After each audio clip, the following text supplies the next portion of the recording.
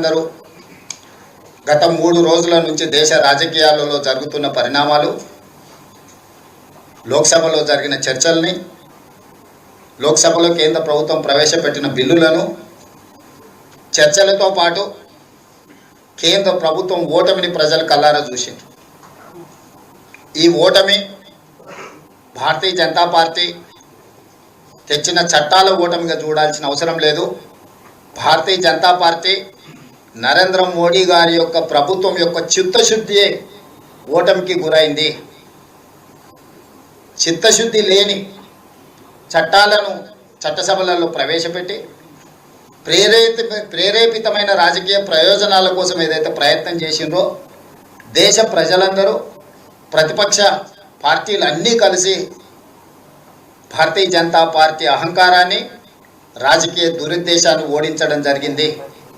మహిళా రిజర్వేషన్ల ముసుగులో సీట్లను పెంచడం ద్వారా 553 సీట్లను 850 సీట్లకు పెంచడం ద్వారా వాళ్ళు ఏదైతే రాజ్యాంగాన్ని మార్చాలనుకుంటున్నారో, రిజర్వేషన్లను రద్దు చేయాలనుకొని 2024 ఎన్నికల సందర్భంగా 400 సీట్లు వస్తే 2/3 మెజారిటీతోని రాజ్యాంగాన్ని మార్చి రిజర్వేషన్లు రద్దు చేయాలన్న ఆలోచనను ప్రజలు గుర్తించి 2024 లోక్సభ ఎన్నికలలో భారతీయ జనతా పార్టీని ఓడించడం జరిగింది. ఓటమిని దిగమింగుకొని ఈరోజు రాజ్యాంగాన్ని మార్చాలి, రిజర్వేషన్లు రద్దు చేయాలనే ఆలోచనతోటి మహిళా రిజర్వేషన్ ముసుగులో సీట్ల పెంపు కార్యక్రమాన్ని ఈరోజు చట్టసభలకు తీసుకురావడం జరిగింది. ఈ అంశాన్ని కూడా దేశ ప్రజలు, ప్రతిపక్ష నాయకులందరూ గుర్తించి మహిళా రిజర్వేషన్లకు మాకు ఎలాంటి అభ్యంతరం లేదు, సీట్ల పెంపు విషయంలో విస్తృత స్థాయిలో ప్రజలలో చర్చ జరిగి ప్రజల ఆమోదం మేరకు మాత్రమే మీరు ముందుకు వెళ్ళాలి, ఇప్పుడు ప్రవేశపెట్టిన చట్టాలను మేము ఒప్పుకునే సమస్యనే లేదు అని చెప్పి లోక్సభలో చర్చల సందర్భంగా చెప్పడమే కాకుండా ఓటింగ్లో కూడా కేంద్ర ప్రభుత్వాన్ని ఓడించడం జరిగింది. ఈ ఓటమి భారతీయ జనతా పార్టీ అహంకారాన్ని తగ్గిస్తుంది అని నేను భావిస్తున్నా. అదేవిధంగా ఇండియా కూటమి తరఫున, కాంగ్రెస్ పార్టీ తరఫున తెలంగాణ ముఖ్యమంత్రిగా కేంద్ర ప్రభుత్వానికి నేను సూచన చేస్తున్నా, మహిళా రిజర్వేషన్లను అమలు చేద్దాము తక్షణమే. నిన్న చర్చల సందర్భంగా 1 గంట సభను వాయిదా వేస్తే చట్టాన్ని సమూలంగా మార్చుకొని వస్తానని అమిత్ షా గారు చెప్పారు.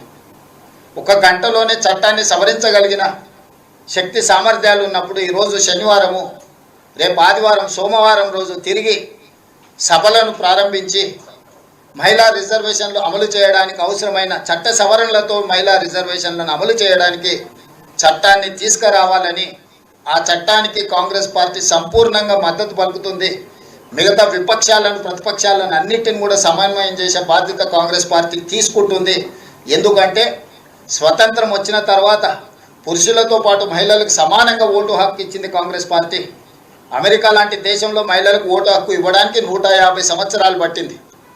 కానీ స్వతంత్రం వచ్చిన ఎంబడే మహిళలకు ఓటు హక్కు ఇవ్వడం కానీ, ఈ దేశానికి మహిళను రాష్ట్రపతిని చేయడం కానీ, ఈ దేశానికి మహిళను ప్రధానమంత్రిని చేయడం కానీ, లోక్సభ స్పీకర్గా చేయడం కానీ, వివిధ రాష్ట్రాల ముఖ్యమంత్రులను చేయడం కానీ, గవర్నర్లను చేయడం కానీ, చీఫ్ జస్టిస్ ఆఫ్ రాష్ట్రాలలో వివిధ రాష్ట్రాలకు చీఫ్ జస్టిస్లను మహిళలను చేయడం కానీ, ఇలా చెప్పుకుంటూ వెళ్తే ఉపరాష్ట్రపతిని చేయడంలో కానీ అన్ని అంశాలలో కాంగ్రెస్ పార్టీ మహిళలకు అత్యంత ప్రాధాన్యత ఇచ్చింది.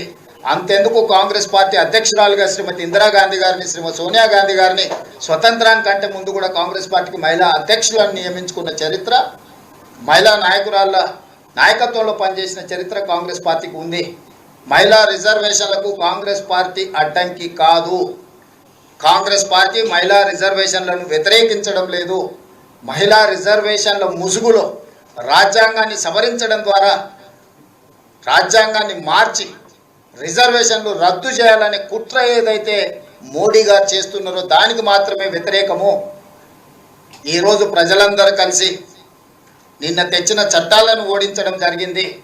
సోమవారం మహిళా రిజర్వేషన్లను అమలు చేయడానికి చట్టాన్ని ప్రవేశపెడితే 2 రోజుల్లోనే చట్టాన్ని ఆమోదింపజేసి 2027లో ఉత్తరప్రదేశ్ శాసనసభలో 1/3 మహిళా రిజర్వేషన్లతోనే ఉత్తరప్రదేశ్ శాసనసభ ఎన్నికలను నిర్వహించవచ్చు. 27 తర్వాత ఏ రాష్ట్రంలో ఎన్నికలు జరిగినా శాసనసభలలో మహిళా రిజర్వేషన్లను అమలు చేయొచ్చు. 2029 లోక్సభలో మహిళా రిజర్వేషన్లను అమలు చేయొచ్చు. కాబట్టి రాజకీయ భేషజాలకు వెళ్ళాల్సిన అవసరం లేదు. రాజకీయ పంతాలకు పట్టింపులకు ఇది సమయం కాదు. మహిళా రిజర్వేషన్లు అనేది ఒక గొప్ప బాధ్యత, ఒక గొప్ప అవకాశము.